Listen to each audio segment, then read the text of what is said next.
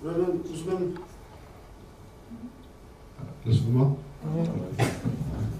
ուզում եմ սկսել այս ելույթը մի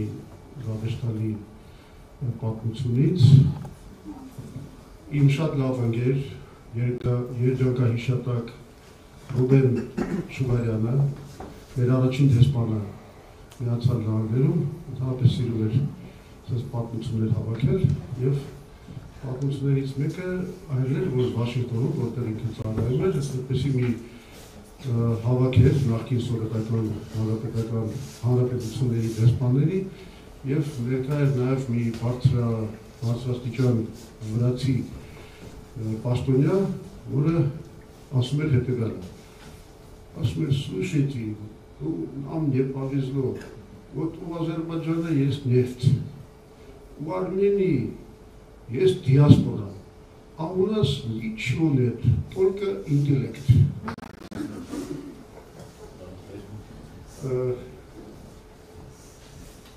Այդ պաշտոնյան շատ սխալվում էր, իրականում Վրաստանը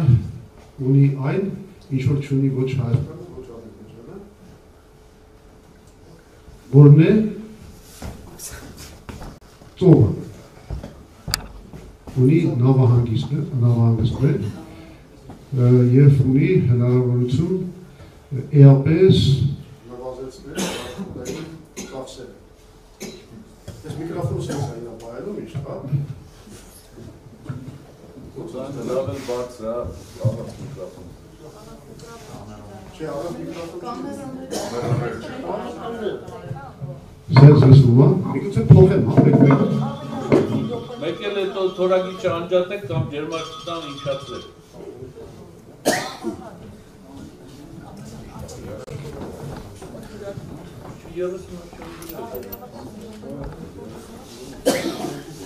Լավ, սկսեցինք արտակով, բայց խոսքը գնում է ամենալուրջ բանի մասին, որը անկախ անգամ Հայաստանի արտաքին քաղաքականությունից, աշխարհաքաղաքական իրողություններից Հայաստանի ամենամեծ խնդիրն է, անգամ եթե մենք ասած ունենք բոլոր խնդիրները։ Դա այն է, որ Հայաստանը չունի ելք դեպի ծով։ Աշխարհում ընդհանրապես այլ երկրները, որոնք չունեն ելք դեպի ծով, գտնվում են շատ դժվար վիճակում։ Եվ դա մի լրացուցիչ բեռ է, որը թույլ չի տալիս այդ երկրներին տնտեսապես զարգանալ։ Կան իհարկե այդպիսի երկրներ, որոնք ելք չունեն դեպի ծով, բայց շատ զարգացած երկրներ են, օրինակի համար Շվեյցարիան կամ Ավստրիան կամ Չեխիան, բայց նրանք ունեն իրենց յուրահատուկ լուծումները։ Մասնավորապես, օրինակի համար, ես ձեզ ցույց տամ մի այսպիսի, սա Շվեյցարիայի քարտեզն է։ Եթե տեսնում եք, Շվեյցարիան ունի ելք դեպի հյուսիսային ծովեր, շնորհիվ Հռենոս գետի։ Եվ Շվեյցարիայում կառուցված է Բազելում, կառուցված է մի նավահանգիստ, որը թույլ է տալիս ապահովել Շվեյցարիայի կապը ծովային ուղիով ամբողջ աշխարհի հետ։ Ավստրիան այդ խնդրը լուծում է Դանուբի միջոցով, այսինքն Վիեննայից ունի այդ ծովային կապը դեպի Սև ծով։ Եվ Չեխիան այդ հարցը լուծվում է Էլբայի միջոցով։ Այսինքն այս երկրները ունեն ըստ էության ծովային կապ։ Մենք դա էլ չունենք։ Հայաստանը այն վիճակում է, որ մենք որևէ ծովային կապ չունենք։ Հետևաբար սա մի հատ ծանրագույն խնդրեմ է, անկախ բոլոր քաղաքական,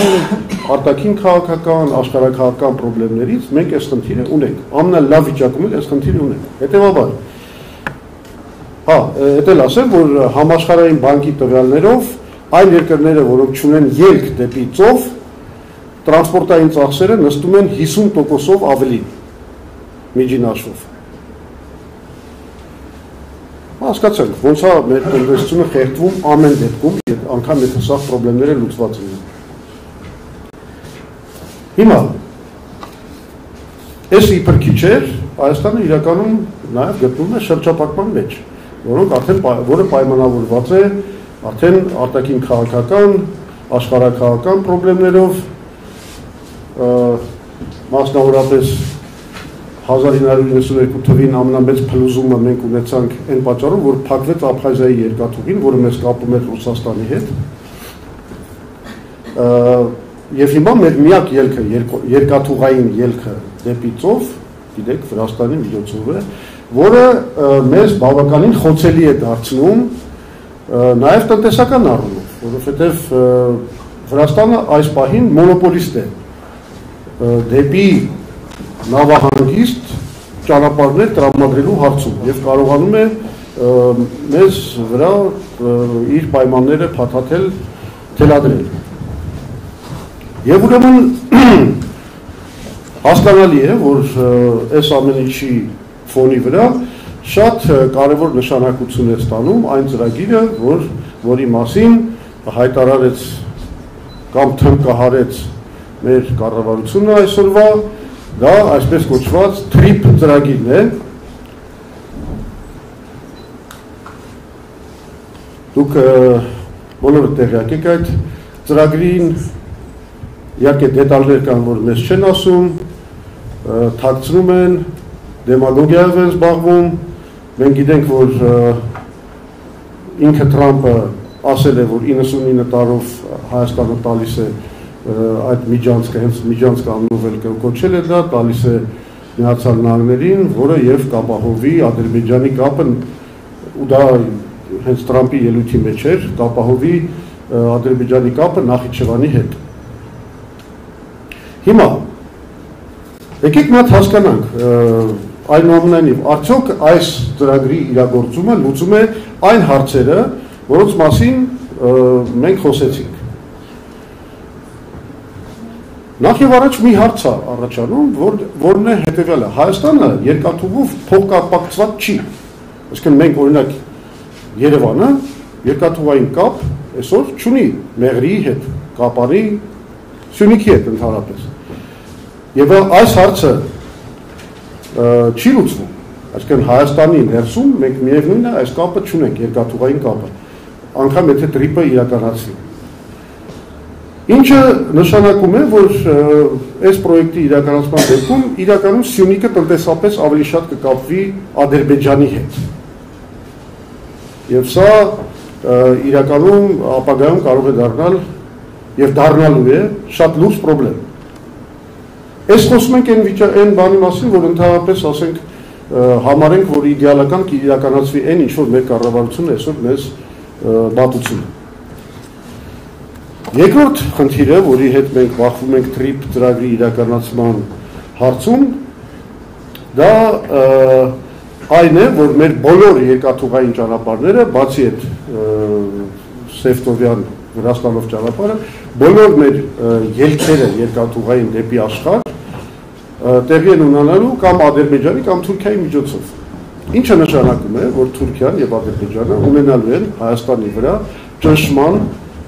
եւ քաղաքական ճնշման, եւ տնտեսական ճնշման, բացառիկ լծակներ։ Եվ մենք հասկանում ենք ինչ է դա նշանակում, երբ որ մենք գործ ենք ունենալու սիստեմային արմենոֆոբիայի վրա եւ գաղափարախոսության վրա կառուցված մի երկրի հետ, որի անունն է այսօր Ադրբեջանի Հանրապետություն։ Մի կարևոր հարց էլ կա, ասենք այն ինչ որ ես ասացի այն երկրների մասին, որոնք չունեն ելք դեպի ծով, անգլերեն դրանց ասում են landlocked countries, այսինքն ցամաքով շրջապատված երկրներ։ Բայց կա նաև այսպիսի մի տերմին double landlocked countries, այսինքն երկակի պրոբլեմ ունեցող, այսինքն երբ որ դու քո ուրեմն ելքը դեպի ծով պետք է անցնի երկու երկրներով։ Աշխարհում երկու երկիր կա, որ այդ կատեգորիայի մեջ են, մեկը Լիխտենշտեյնն է, մյուսը Ուզբեկիստանը։ Հիմա Ուզբեկիստանը մեծ երկիր է, այդ խնդիրը լուծում է, Լիխտենշտեյնը ընդհանրապես Եվրոմիության մեջ է, որևէ նման խնդիր չունի, բայց ինչ վերաբերվում է մեր հասանելիությանը Պարսից ծոցին, մենք նորից երկաթուղային հասանելիությամբ, եթե այս պրոյեկտը իրականացվի, պետք է անցնենք երկու երկրներով։ Այսինքն պետք է դուրս գանք Թուրքիա, Ադրբեջան, հետո Իրան եւ նոր հասնենք Պարսից ծոց։ Այսինքն մենք double locked country ենք այդ ուղղությամբ, որը նույն համաշխարհային բանկի հաշվարկներով տրանսպորտային գները ավելացնում են մինչև 60-ից 100%-ի։ Այսինքն կրկնապատկվում են մեր տրանսպորտային ծախսերը, որովհետև դուք դիբանակցես այդ կառավարությունների հետ, ինչ-որ խնդիրների լուծման մասին եւ այլն, այս ամեն ինչը թանկացնում է ձեր հաղորդակցությունը, բեռնափոխադրումների հաղորդակցությունը 60-ից 100%-ով։ Այսինքն այս խնդիրներ չենք լուծում։ Եվ վերջապես TRIP խաղաղության, այսպես ասած, ծրագրի գլխավոր խնդրը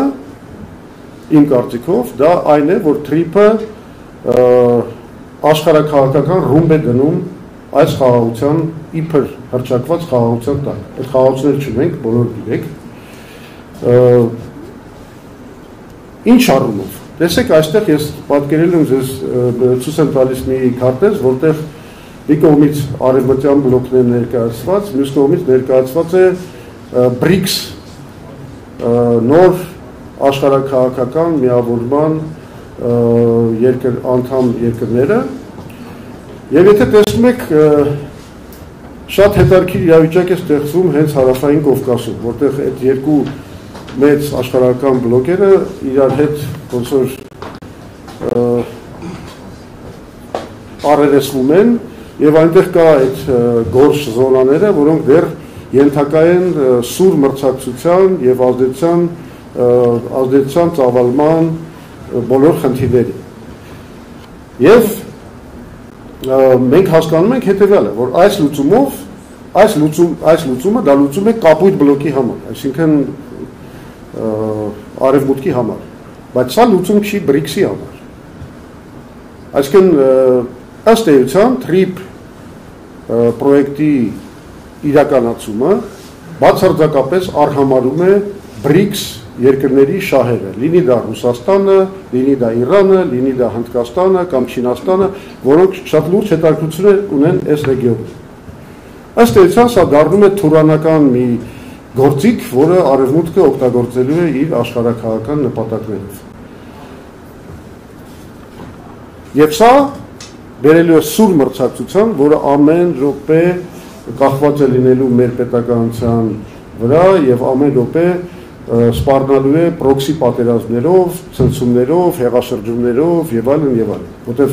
այս երկու բլոկերը կամ նրանցից առանձին երկրները պայքարելու են ազդեցության գոտու համար։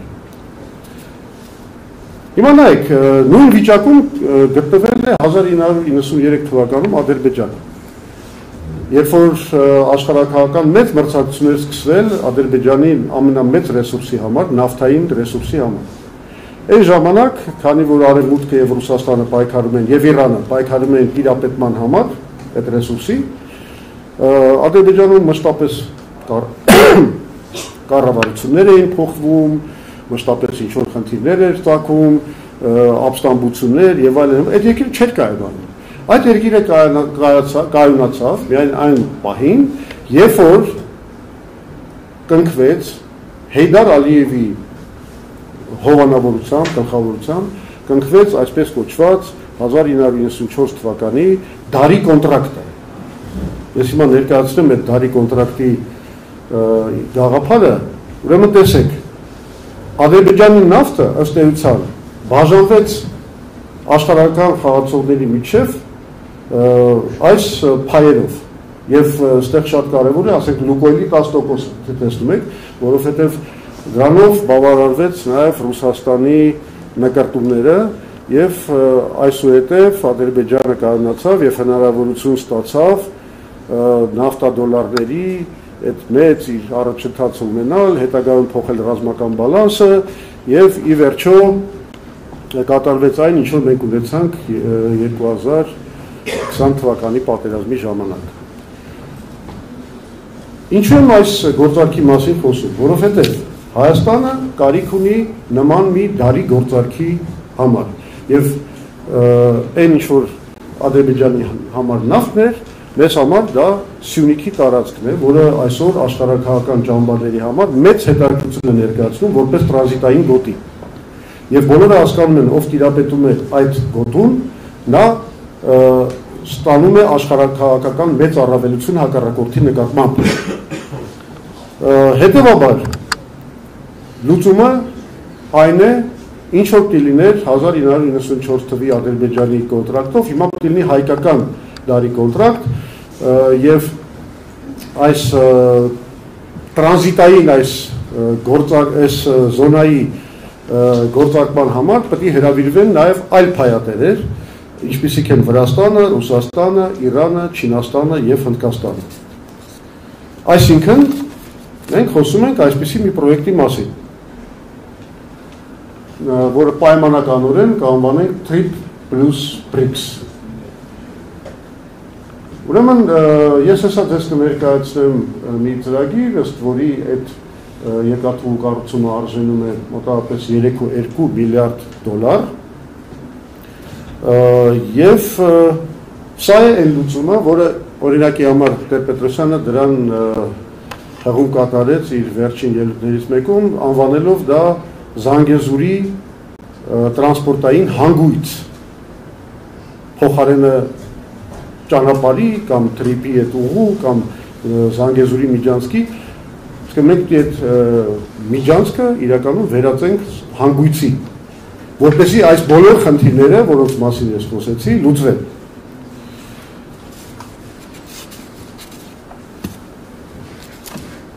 Սրա առավելությունները շատ մեծ են։ Տեսնենք, ստենք քարտեզ ունենք, ահա, սա ուրեմն այն երկաթուղին է, որը առաջարկվում է կառուցել։ Եվ այս երկաթուղու կառուցման շնորհիվ մենք լուծում ենք բազմաթիվ խնդիրներ։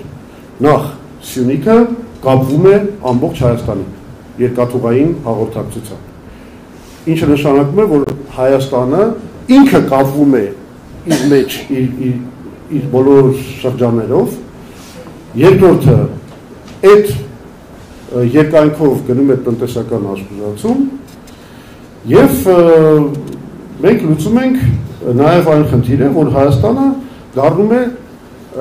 լավ առաջարկ որպես տրանզիտային երկիր, օրինակի համար Պարսից ծոցը Սև ծովի հետ կապելու առումով։ Եթե սա իրականացվում է, մենք լուծում ենք նաեւ այդ double landlocked լինելու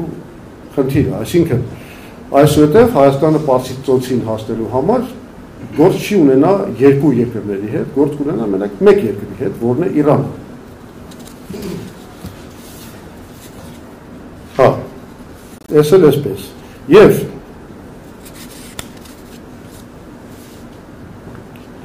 այս ամեն ինչը ասում ենք, բոլոր առավելությունները ներկայացնում ենք այս պրոյեկտի, բայց բնական հարց է, չէ՞ ծագում։ Այս կարող է երազանք է, ընդամենը մի հատ տենց երևակայության արգասիկ։ Ես ձեզ ասեմ, որ իրականում ես բավականին երկար ժամանակ տրամադրել եմ դրան, որ այս պրոյեկտի վերաբերյալ հանեմ, ձեռք բերեմ ամբողջ անհրաժեշտ ինֆորմացիան, եւ հիմա կարող եմ ասել ձեզ, որ իրականում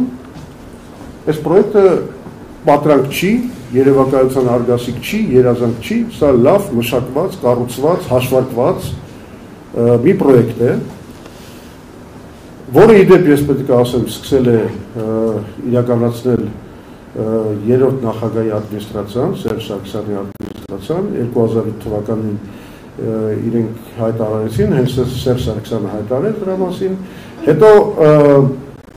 այստեղ են կանչվել ILF Consulting Engineers կամպանիայի մասնագետները, դա շատ հայտնի ավստրիական կամպանիա է, որը ամբողջ աշխարհով մեծ խոշորագույն ենթակառուցվածքային գործընթացների մշակման մեջ է գտնվում, եւ դրանք արեցին այն, ինչ որ անգլերեն կոչվում է pre-feasibility study, այսինքն նախնական մշակումը պրոյեկտի, որը արդեն 2008 թվին գոյություն ուներ։ Այդ փաստաթղթերը մեր ձեռքում կան, ես լավ, ես հետո ցույց կտամ, ուղղակի ես բացատրեմ, թե ինչ մշակվածության մակարդակի է այս պրոյեկտը գտնվում։ Այնուհետև արդեն 2012 թվականին, 13 թվականներին Արաբական Էմիրատներում գտնվող մի կամպանիա, Russia Investments կամպանիան, Հայաստանի կառավարության հետ բան է արել, պայմանագիր է կնքել, եւ դրա հետևանքով նաեւ համագործակցելով China Communications Construction կամպանիայի հետ, որը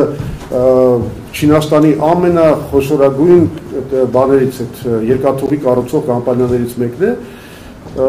ստեղծվել է մի ամբողջական վերջնական մի պրոյեկտ Հայաստանով այս երկաթուղու կառուցման։ Այստեղ ես ձեզ ներկայացրեմ մարշրուտը, որտեղ քարտեզի վրա երևում է, բայց որ կետերով է այդ ամենը չանցնում։ Ուրեմն Գագարինից սկսվում է, հետո Նորաշեն, Հայրավանք, Գավառ, Գեղարքունիք, Վարդաձոր, Մարտունի, Նշխարք, Քարագլուխ, Եղեգիս, Հերմոն, Կարմրաշեն, Գնդեվազ, Սարավան, Գորայք, Ծղուկ, Շաքի, Սիսիան, Դարբաս, Տաթև, Վանեկ, Կապան, Սրաշեն, Ծավ, Ալվանք, Մեղրի եւ վերջում Ագարակ, հասնում ենք Ագարակ։ Այս ծրագիրը ամենայն մանրամասնությամբ մշակված է, անգամ կամուրջների անհրաժեշտ եւ թունելների կառուցման առումով Այստեղ ներկայացված է, որ ընդհանուր առմամբ պետք է լինի 84 կամուրջ, տեսնում եք, շատ մեծ կամուրջների ստատիստիկան, մեծ կամուրջներ, միջին կամուրջներ եւ այլն եւ այլն։ Սա արդեն թունելների բանն է, հաշվարկն է։ Տեսնում եք, որ 60 թունել պետք է կառուցվի։ Հիմա ես ձեզ մի բան ասեմ, այս ամեն ինչը, ասում եմ, միջև մանրամասն դետալների պատրաստված դոկումենտացիայով ինքը գոյություն ունի, այդ սա բանը, փաստաթղթերը ящикներով միտեղ հավաքված են, բայց ես դες սա ներկայացնում եմ այն բանով, հույսով, որ դուք կտեսնեք, թե ինչքան լուրջ հիմնավորված սա պրոյեկտ է, ընդ որում եւ տնտեսական առումով հաշվարկվել է բեռնափոխադրումների քանակը, գնացքների թիվը եւ այլն եւ եզրակացությունը այն է, որ սա կաշխատի որպես շատ եկամտաբեր նաեւ նախագիծ։ Մնում է մենակ մի հարց տալ, թե այդ 3.2 միլիարդը որտեղ պետք է հայտարարվի եւ ով պետք է իրականացնի այս գործընթացը, այս հարցը շատ բարձ պատասխան ունի։ Իրականում 3.2 միլիարդը այնպեսի գումար է, որ Հայաստանը կարող է անգամ պետական պարկի ձևով բանանի, հավաքի։ Ձեզ ասեմ, 2019 թվականին արդեն Նիկոլ Փաշինյանի օրոք, երբ որ նա Սին Ցզինպինի հետ խոսում էր, այն ժամանակ անգամ չինացիները առաջարկել էին, որ այդ գումարը տրամադրեն, բայց հայկական պետական գառանցաների տակ Նիկոլ Փաշինյանը ուղղակի անտեսել է այս առաջարկը։ Ես ես ընդհանրապես պետք է ասեմ, որ այս 2019 թվականին մի շարք ընկերներով շատ լուրջ գործունեություն ենք տանում, որ կառավարությունը այս պրոյեկտը եւ ընդհանրապես հայ-չինական համագործակցության ծրագիրը խորացնի, բայց քաղաքական պատճառներով երևի արդեն որոշ արգելքներով դրված որոշ համաշխարհային մայրաքաղաքներից Նիկոլ Փաշինյանը ընտրեց Չինաստանի հետ իրականում հարաբերությունների սրման տարբերակը, կատարելով երկու քայլ, մեկը այն էր, որ ընդունվեց Հայաստանը ընդունվեց նորաստեղծ մի կազմակերպության մեջ, որը ստեղծված էր Միացյալ Նահանգների կողմից Չինաստանում կրոնական փոքրամասնությունների իրավունքների պաշտպանության համար, դա ուйգուրների այդ շարժման բաններ, աջակցության մի կազմակերպություն եւ Հայաստանը այդտեղ ընդունվեց, դուք հասկանում եք ինչ կլիներ Չինաստանի ռեակցիան։ Մյուս ինցիդենտը կապված էր նրա հետ, որ WCIT այդ 2019 թվականին Հայաստանում տեղի ունեցած հավաքի ժամանակ, չնայած Չինաստանի բոլոր բաների այդ ճնշումների այնուամենայնիվ փոխվարչապետ այն ժամանակվա Տիգրան Ավինյանը պաշտոնական հանդիպում ունեցավ IT նախարար, Թայվանի IT նախարարի հետ, ինչի հետևանքով նույնպես խնդիրներ առաջացան Հայաստանի եւ Չինաստանի մեջ։ Ի վերջո այս պրոյեկտը թաղվեց։ Մենք այս պրոյեկտի մասին խոսացել ենք եւ հայ-չինական կառավարական հանձնաժողովի այն ժամանակվա համանախագահ էկոնոմիկայի փոխնախարար Վարուս Սիմոնյանի հետ, մենք խոսացել ենք Մհեր Գրիգորյանի հետ, Նիկոլ Փաշինյանի օգնականների հետ, մենք հասկացանք, որ մենք գործ ունենք պատի հետ։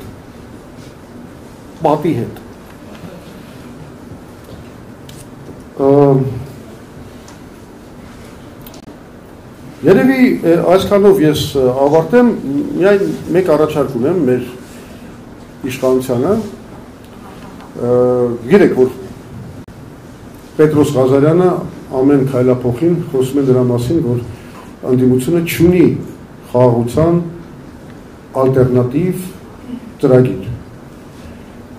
Ես ներկայացնում եմ այս ալտերնատիվ ծրագիրը խաղաղության, որը նաև աշխարհական բալանսը կապահովի, նաև Հայաստանի շահերը կապահովի, այն հույսով, որ այնուամենայնիվ հանրային հեռուստատեսությունը, որը այնուամենայնիվ ոչ Նիկոլ Փաշինյանի եւ ոչ էլ Պետրոս Ղազարյանի անձնական բոստանը չի, կհրավիրի մի զրույցի համար, ես ասեմ 2023 թվականից հետո, երբ որ հայաթափվեց Արցախը, մուտքը դեպի հանրային հեռուստատեսություն ինձ համար փակված է, նկատի ունեմ այդ Պետրոս Ղազարյանի հետ հարցազրույցները, մինչև այդ շատ ռեգուլար կանչում էր, այդ պայից սկսած էլ ոչ մի հրավեր չի եղել, եւ ես հիմա այդ challenge-ը ուղարկում եմ Պետրոս Ղազարյանին